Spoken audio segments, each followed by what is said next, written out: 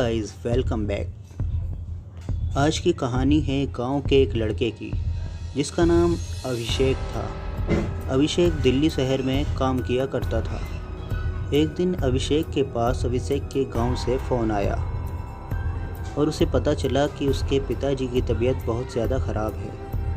तो अभिषेक ने गांव जाने की तैयारी कर ली। फिर अभिषेक ने दिल्ली रेलवे स्टेशन से अपने गांव के लिए ट्रेन पकड़ ली। अभिषेक लगभग रात में 1:30 से 2 बजे के आसपास ट्रेन से उतर गया।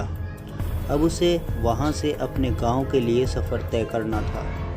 वहां से उसके गांव जो सड़क जाती थी वो काफ़ी ज़्यादा ख़राब थी, इसलिए उस तरफ कोई भी ऑटो चालक या कोई भी बस ड्राइवर नहीं जाता था।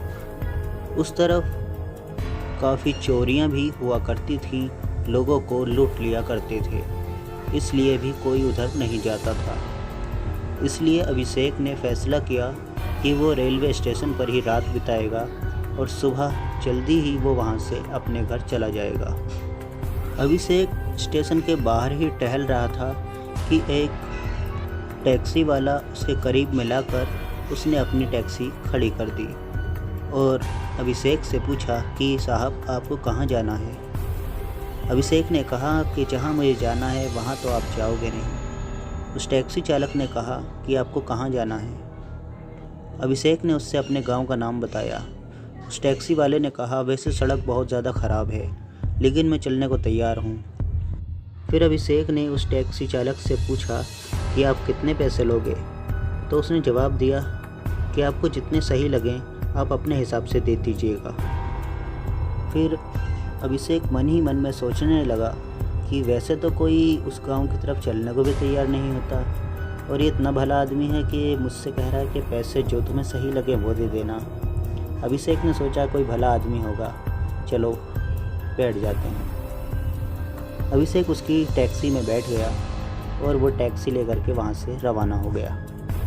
वहाँ से काफ़ी दूर निकलने के बाद उस टैक्सी चालक ने टैक्सी साइड में रोक के लगा दी और अभिषेक से कहा कि साहब, आप थोड़ी देर रुकिए, यहाँ मुझे थोड़ा सा काम है, ज़रा मैं वो काम निपटा के आता हूँ। अभिषेक ने उससे कहा कि ज़रा रुकिए, सुनिए, लेकिन उसने कुछ नहीं सुना और वो सीधा जंगल की तरफ अंदर चला गया।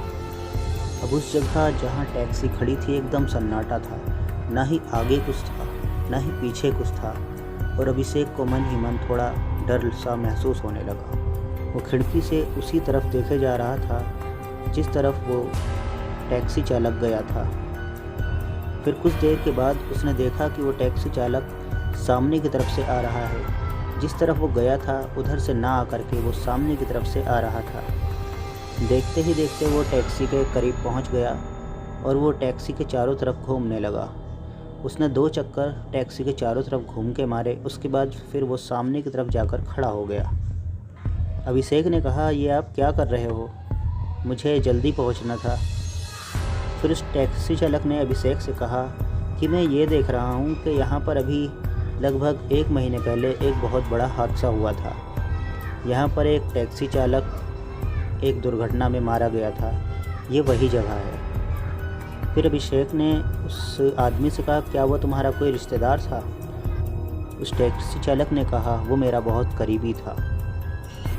और फिर वो टैक्सी चालक वहीं ज़मीन पर बैठ गया और बैठ करके अजीब अजीब आवाज़ें निकालने लगा। कभी वो कुत्ते की तरह भौंकता तो कभी रोने लगता और चिल्लाने लगता और कभी ज़ोर ज़ोर से हंसने लगता था। ये सब देखकर अभिषेक को बहुत ज़्यादा डर सा महसूस होने लगा।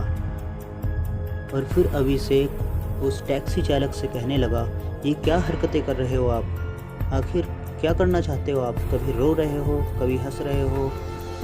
फिर अचानक ही वो टैक्सी ड्राइवर अभिषेक की तरफ घूर घूर के देखने लगा और देख देख करके भागते हुए अभिषेक की तरफ आया और उसके चारों तरफ चक्कर काटने लगा और कहने लगा कि एक दिन तुम्हें भी मरना है, एक दिन सभी को मरना है, एक दिन तुम्हें भी मरना है, एक दिन सभी को मरना है। ये कह के वो अभिषेक के चारों तरफ चक्कर काटने लगा।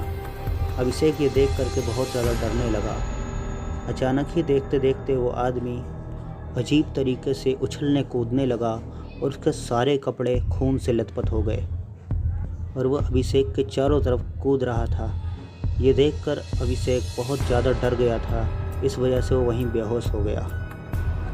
फिर अभिषेक की आँख खुली तो वह अपने ही गांव में था, अपने घर पर। उसके होश में आने के बाद उसके घर वालों ने बताया कि कुछ गांव वाले तुम्हें यहाँ लेकर के आए थे, तुम एक जगह बेहोश पड़े हुए थे, क्या हुआ था तुम्हारे साथ? फिर अभिषेक ने अपना पूरा किस्सा उन लोगों को बताया कि मेरे साथ ऐसा ऐसा हुआ, लेकिन उस वक्त भी अभिषेक बहुत ज़्यादा डरा हुआ था।